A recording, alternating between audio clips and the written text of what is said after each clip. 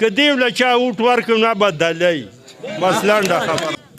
کارونه خو دوی ډېر بې حسابه کړي خو په لیکلو نه راځي ابه په کمپیوټر باندې حسابو بله ورځ سکاټن رالیږلي دي دوه پکې مسواک دي یو پکې ټیلر پیپر دی پوه شوې که نه یو پکې د پرتوغاښ ډکې دی او یو پکې پتری دی چې په دې حجامت کوئ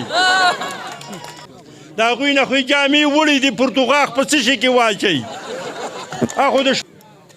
ورونو مشرانو کشرانو السلام علیکم کارونه خو دوی ډېر بې حسابه کړي خو په لیکلو نه راځي ابه په کمپیوټر باندې حسابو د دې ځای نه یې ونیسه دا یو میل کلی دی په دې یو میل کلي کې دی یو سړی قرآن وخوري چې ده یو ګاډۍ مساله یو ځای کې اچولې ده والله کې اچولې ده او بله ورځ چې دا حادثه جوړه شوه اول خو دې دغه ته وګورئ د ګیس ته چې دې سداجان دلې د کورونو ته رارسېدلی دی او دا څومره وخته شو موږ ته لا د اوسه پورې راونه رسېده په لار کې پنچر دی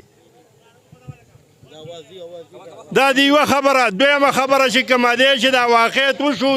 د شپې دا خوړ راغی او زموږ دا دې غاړه کلی که ورلی اوم کوته نو نیم کلی وړی دی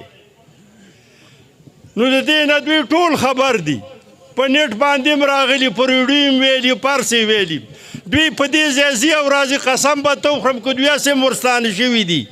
بله ورځ سکاټن رالیږلي دي دوه پکې مسواک دي یو پکې ټیلر پیپر دی پوه شوې که نه یو پکې د پرتوغاښ ډکې دی او یو پکې پتری دی چې په دې حجامت کوئ هلکه د دې نه خو سیر غوړي ښه د دې نه پاپ شی ښه د دې نه دړی وړه ښه تاسو دومره د خدای تعالی وږي شوئ د هغوی نه خو جامې وړي دي پرتوغاښ په څه شي کې واچوي خو د شپې 3 بجې راغلی دی هر شی وړی دی اوس په پرتوغاښ به په وږا شو که د ځان نه به یې تاوو که ټیلر پیپر به پکې ستاسو تړو ورونو په خدای مې د قسمې چې ټوله دوکه ده ټول چې کوم دی وخت پاس کول دي او ور سړی ځان له لګیا دی دوی د خپل ځان غم کوي د قام غم اړو شته دی نه